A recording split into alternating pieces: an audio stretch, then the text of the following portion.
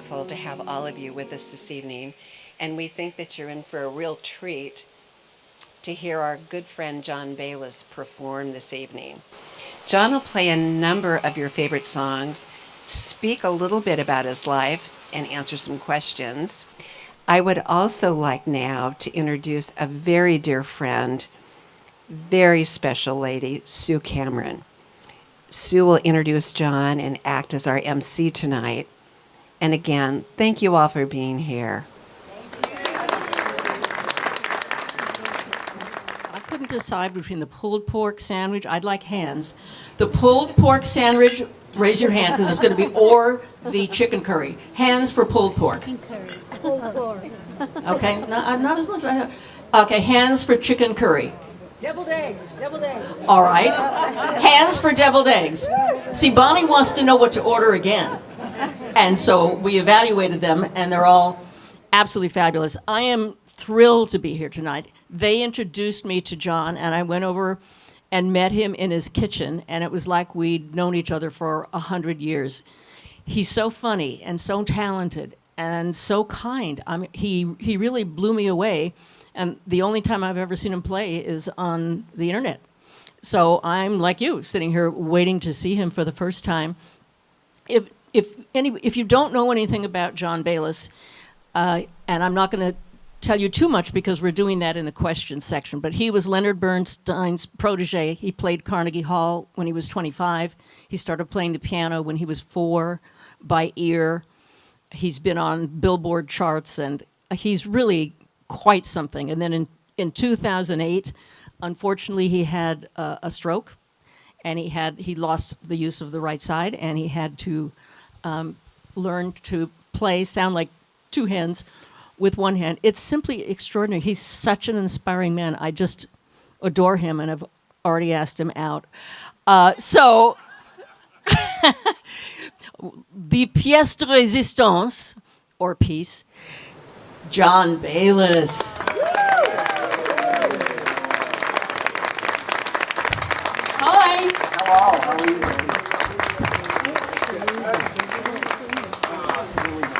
I'm good.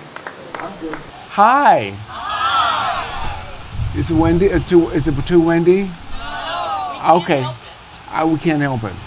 Anyway, it's really nice to be here. What a beautiful setting, a beautiful house, beautiful people. Of course, you all had beautiful food.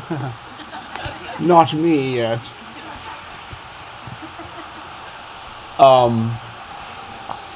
But anyway, I'm going to play a few of my pieces for you tonight. Now, I want you to imagine with me. I do not have children. It's impossible. The only children I have is my music. Okay? So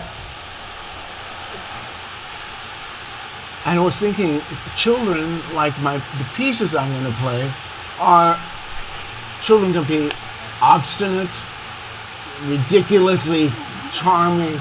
You love them to death. They give your life meaning. That's exactly what my pieces do. And when I had a stroke, the whole right side went kaput. So I had to do everything with the left hand. So when some parents or single parents from divorced parents, one takes over. I've taken over. I'm going to play 4 or 5 pieces for you tonight from my recordings. My pieces are like my children, my music. And when I was stricken with this problem, I had only one hand to use. And so I have transcribed all of these major pieces that I've been known for in the recording world, the classical world, whatever, to play with one hand. So here we go. The first piece is a 3-minute collection from Bach Meets the Beatles. Bach Meets the Beatles was my first really big record, the hit, in the 1980s. I was 3. And Prodigy. And anyway, so I couldn't live without Bach and the Beatles. So I'm going to play for you Imagine, Yesterday, and Penny Lane. So here we go.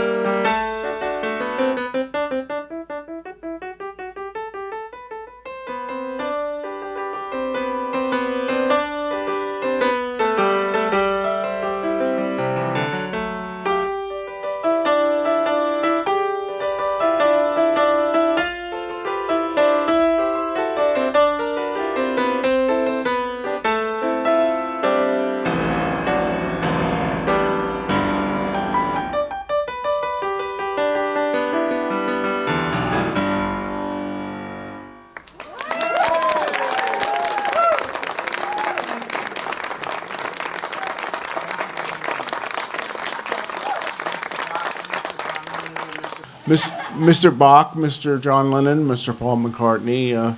If they knew each other, you know how they would have composed something really brilliant, and we would be singing it today. That's one of my children.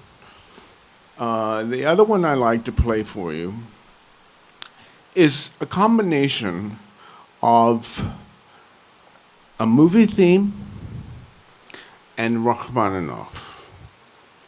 Rachmaninoff was the great Russian composer. And the movie theme which I've selected, which this child has been with me for a long time. And it's very beautiful and very touching. A quick story about Moon River. Back in the late 90s, I was on a film shoot and with my partner, Bruce Franchini, who directed Audrey Hepburn in her last TV series. And I didn't have anything to do during the day. I would just look at all the flowers and look at all the places we were in France and in Italy and whatever. And one day we were at this chateau in France, and there was this old piano. And so I took the cover off. I started playing, and the crew came in, and Audrey came in, and she said, "Johnny, play something for me." So I played Moon River. And every day that we had a piano and it was possible, she would want me to play Moon River. And what would precede that request was she would say, "It's soup time," meaning it was time for her to have a drink. Here we go, Moon River, Rachmaninoff's Second Piano Concerto.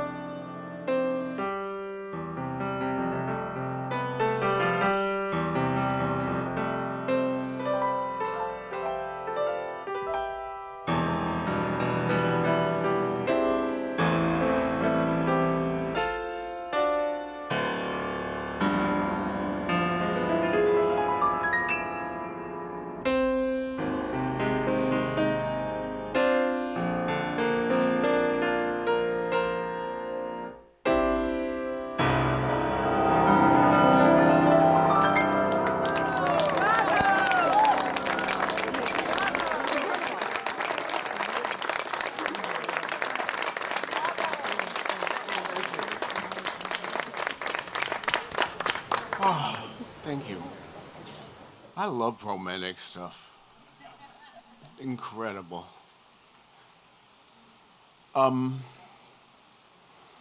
Next piece is romantic, but in a different way. As I said, I like combining different musics, like popular music and classical music. When I was actually a church organist and I grew up in Texas, I used to play, hello, I used to play the organ for the church. And to get the kids, my schoolmates, interested in, I thought it was my mission to get them to come to church. I would play popular songs in classical styles, as Hey Jude in the style of Bach, or Summer in the City, or any of these songs. One day, I don't know if I should tell this. One day I'd heard this beautiful piece, and I didn't know what I was on the radio, and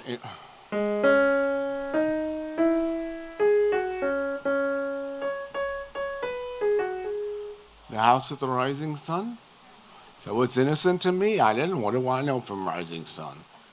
So I'm playing this as an offertory, and I'm playing it. My mom, God rest her soul, is sitting in the choir, and she looks down at me horrified. I said, Mom, what's the problem? I love that song. It's so beautiful and mixed really well with, hymns or something. She said, you don't know what it's about. So I learned what it was about. So to lead into this next piece, one of the most beautiful pieces, movie composers, movie themes, movie classics that has ever been composed, Schindler's List, and mixed with Rachmaninoff as well. When all else fails, Rachmaninoff.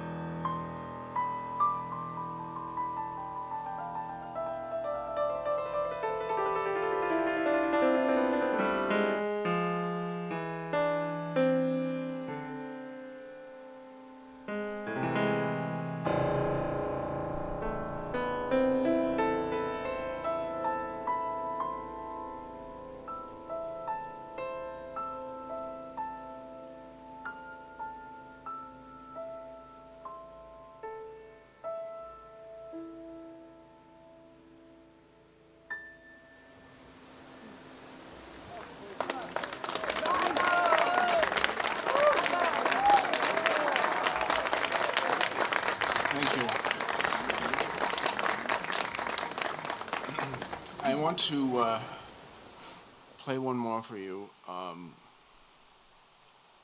think one of the greatest arias that Puccini ever wrote was Nessun Dorma. And these pieces are all sort of related around winning and persevering and keep going, and the race isn't over with. And so Nessun Dorma is it.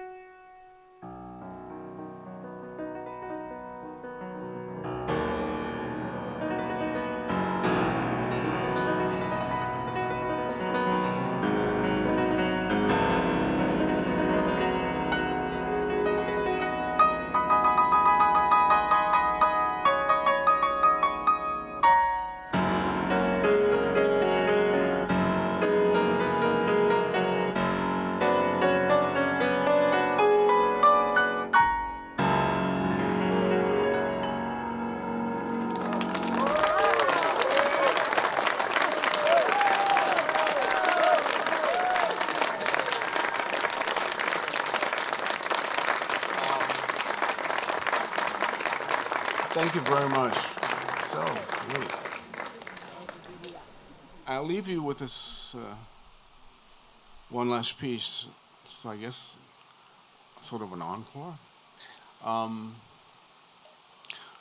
But something that I have known all my life and is very important to me, and just like to share it with you.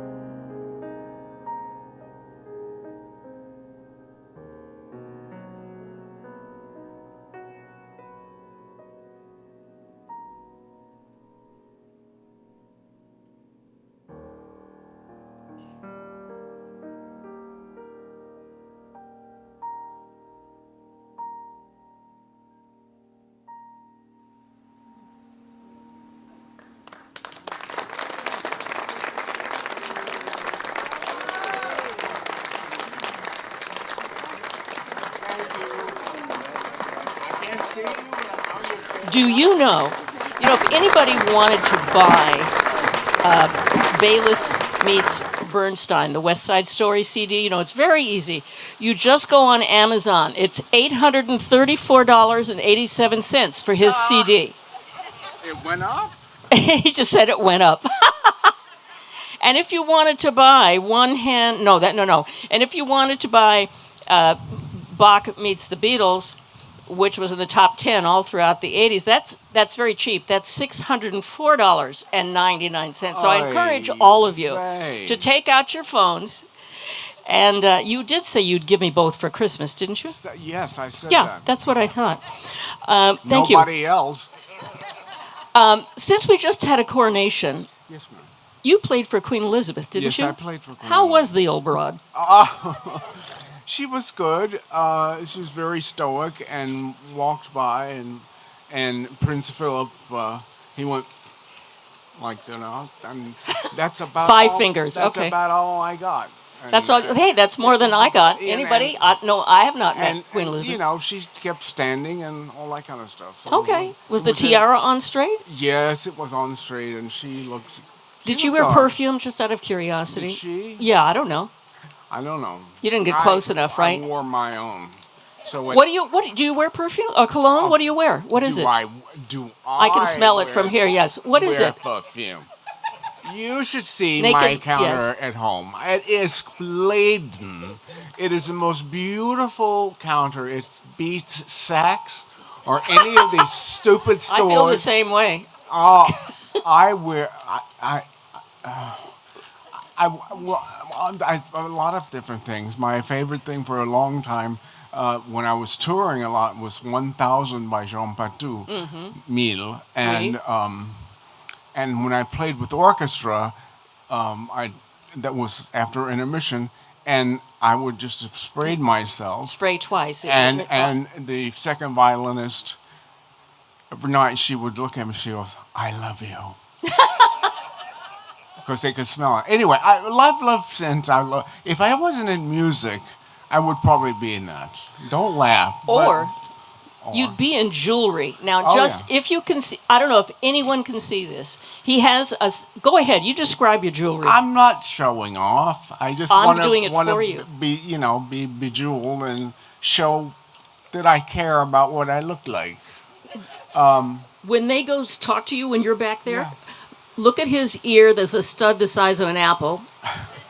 This bracelet is 4 or 6 rows of diamonds, and this ring again he's giving me for Christmas. Oh, yes. So it's going to be a very good year. Anyway, Yes. I love any chance to wear pretty things. Why not? Why not?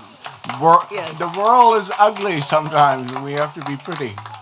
I wanted to ask you how you became Leonard Bernstein's protege. We have the same birthday, August Okay. the 25th, and I met him on his birthday. It was set up. There was a wonderful man who ultimately was my best friend. His name was Roger Englander. He produced and directed all of the young people's concerts, and Lenny was turning 60, and we had a concert at Kennedy Center. And Roger said, "This would be a good time for you to meet him." So I became the score reader in the truck. So they were having his birthday celebration with the National Symphony and all of these people, and doing Jeremiah Symphony, Age of Anxiety, West Side Story, Mass, all this stuff. And I was in the truck reading, and we met 12:00, 12:30 on our birthday, and it was the love of my life. I mean, I was just he was so important to me, supportive, and I don't know if I'd like to have been one of his children.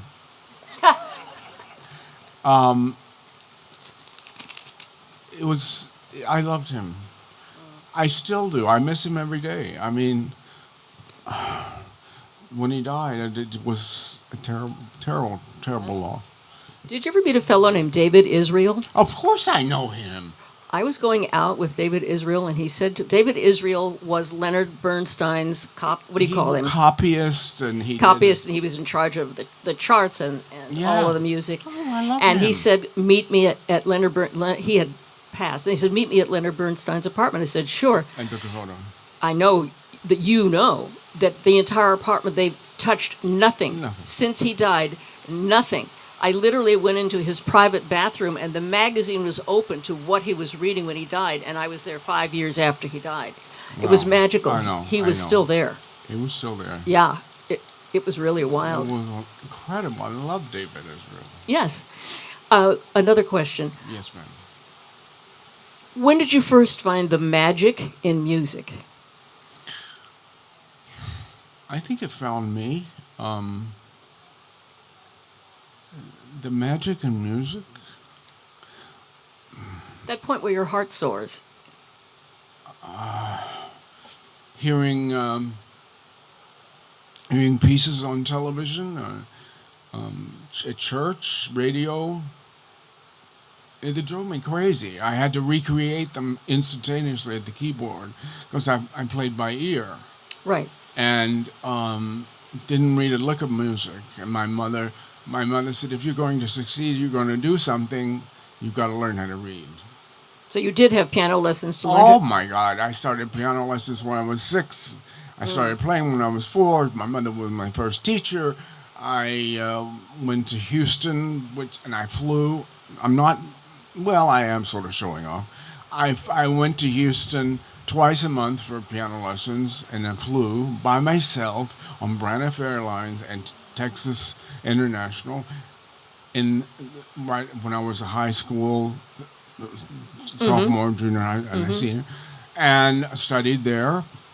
Came back to my home, of course, and went to Aspen School of Music, where I ultimately met Adele Marcus, who was my wonderful love teacher, mentor, pedagogue, and that's where I met her and went to Juilliard. Wonderful. I want to know, it just went right out of my head with the wind. Oh, yes. Your documentary, One Hand, One Heart, Yes. it has won 4 film festivals. Yes. Can you tell me how that came about? I was in New York. I was visiting a friend, and actually, I had gone there to discuss doing a new record, a new recording called John Bayless Left Alone. Kind of sad, don't you think? Anyway, Yes. So I was doing this recording, and it was with Yamaha, and Yamaha has a instrument called the disclavier, which you can record on it, and it plays back, and then you play that with whatever. And they thought it'd be interesting and fun for me. Well, it is sort of, but sometimes the mechanical gets in the way. But anyway, the point is that I went to New York and I was visiting with my friends because I lived there over 25 years. And Stuart Truman said, "Johnny, this is a documentary." So he started fervently making this film 5.5 years ago. And we've gone all over. We've gone to Toronto, we've gone to Japan, we've gone to Hawaii, we've gone to New York, of course, and California, and everywhere. Where can we see it? Well, it just played at the Camelot Theater on about a month, 6 weeks ago. And okay. it was Right. it won an award there to be shown, and it's going to open, supposedly, I hear, the Jewish Film Festival in San Diego in February next year. Very good. And so each little thing helps, Speaking of Jewish, which was a heck of a segue, how did a white Baptist boy decide to convert to Judaism, and when was that? Oh my God. Sorry. That's all right. It's fair. It's a good question. I really want to know. Okay. So,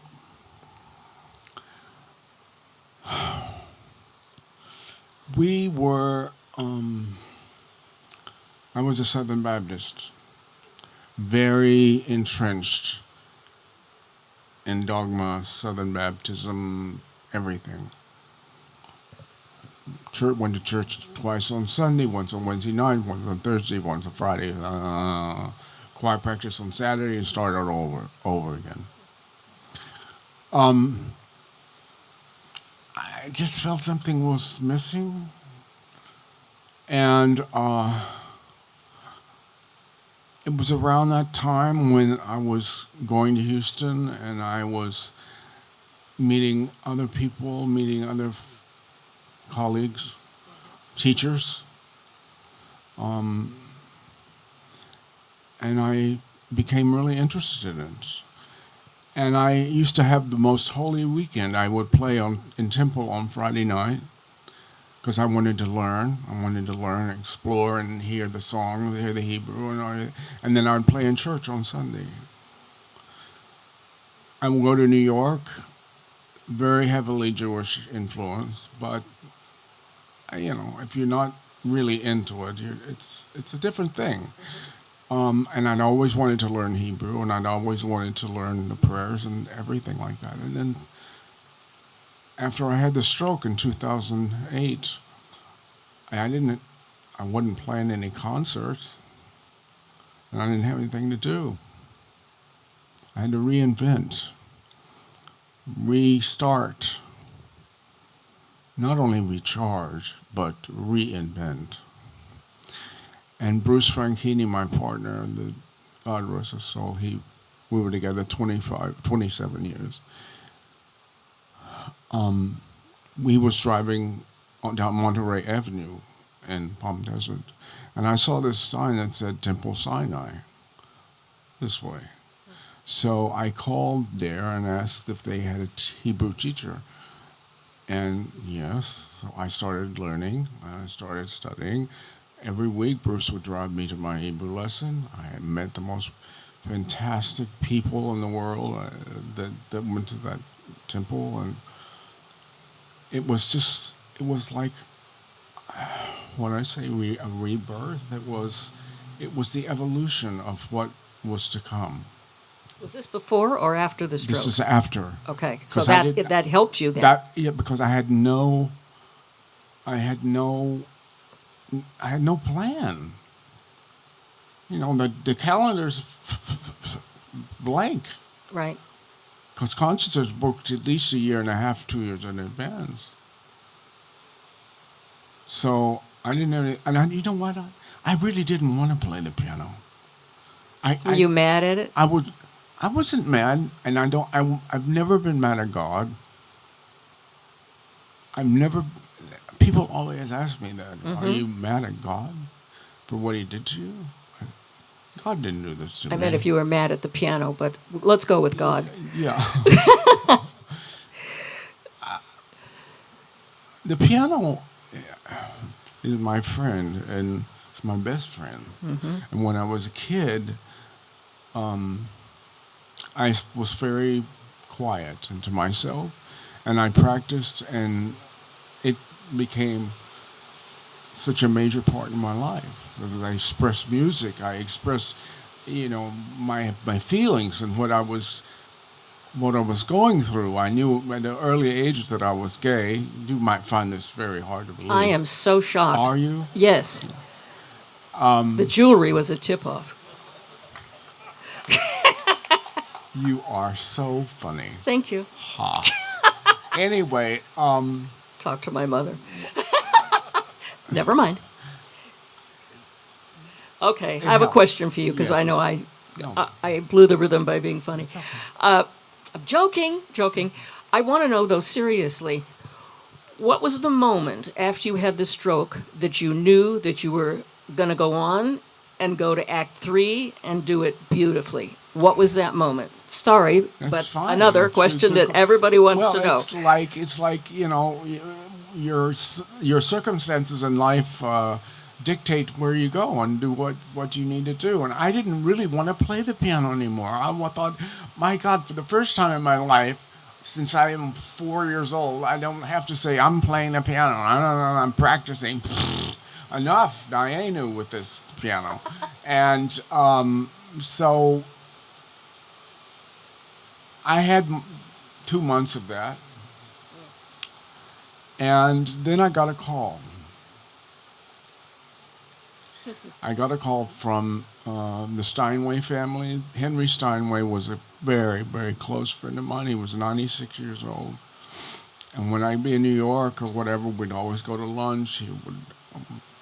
He and his wife, Polly, would always at concerts and everything with me. And he died. And Polly Steinway said, Johnny, we want you to play at the funeral, play at the service. You want me to what? First of all, I'm devastated. Second of all, I'm devastated physically. I can't play. I only have one hand. she said, "We don't care if you sing, dance, dance. Just play something." So I said, "Give me a day, two," and I thought about it. And my friend, my best friend from Italy, Madeline, singer, she says, "You've got to. This is a sign. You have to play. You have to do something. Do you know? Do you know how unhappy you'll be if you don't do this?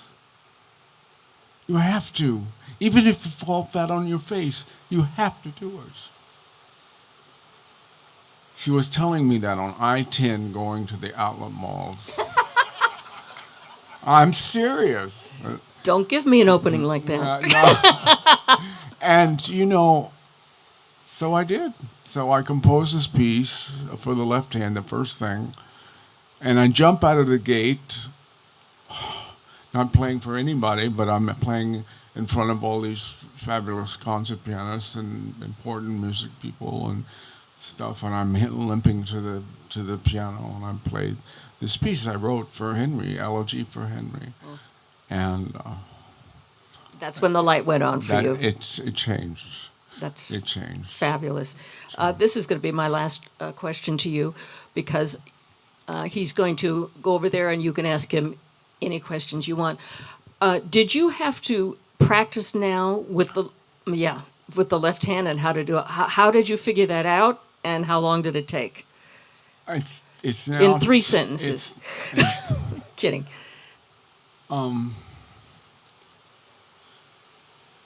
Yeah.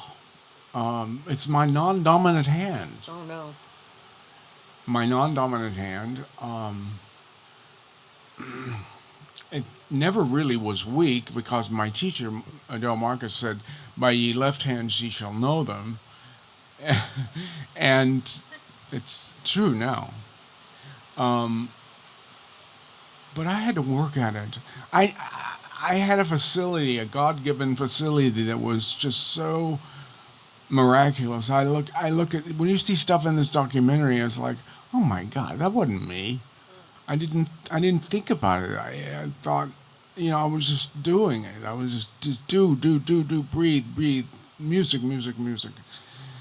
And then after I couldn't do it, I would listen to things that I'd recorded and stuff, and I go, wow, that was another perspective, totally other perspective. And so I practice a day for an hour to come play for you. I have to. I warm up every day. It's the same stretching exercises that I did when I was a kid that Miss Marcus taught me. I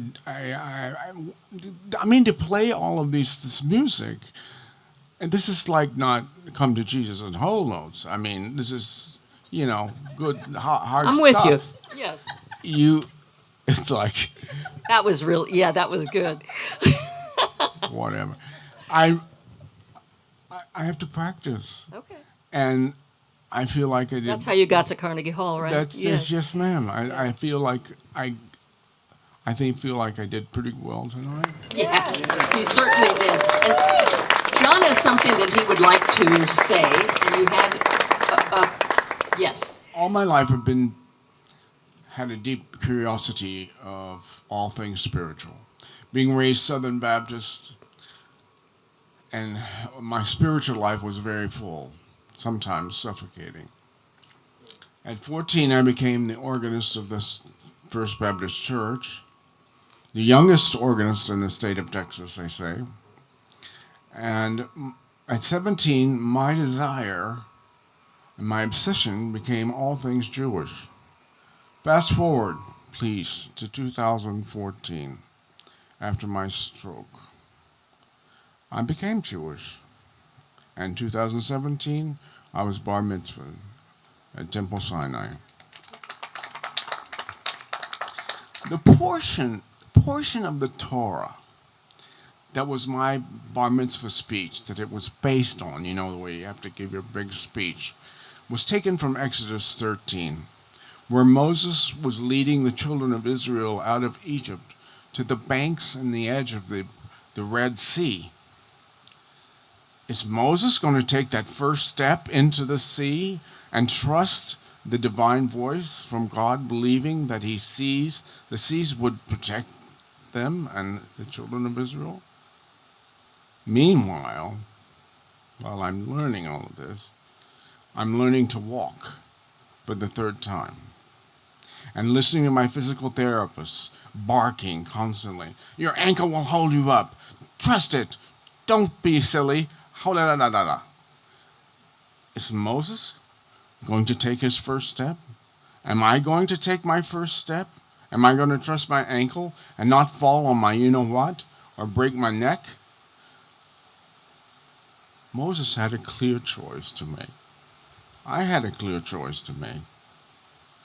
In that split second, that would be the colossal beginning or colossal ending of something great. The point is, we all have choices to make every day to take that step or not. I fervently believe that the act of doing has a special and unique kind of energy that will propel us forward. It may not look or feel like we thought it would, but I promise you there is real reward in trying. In essence, we are all like Moses, being tested and taking that step, that leap of faith that will inevitably and ultimately lead us to our promised land. I thank you for being here so much. It's meant the world to me. I want to thank Alan and Bonnie Cashman for being so generous in spirit and their love and their heart and of putting on this evening. Thank them, please.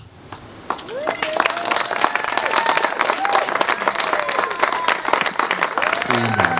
Yes. There you go.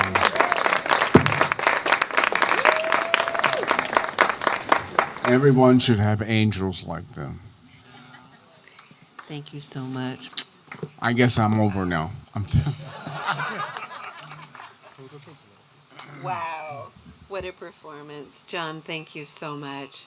Thank you all for being here. There are so many people that we need to thank this evening, starting with Sue Cameron, who was our MC.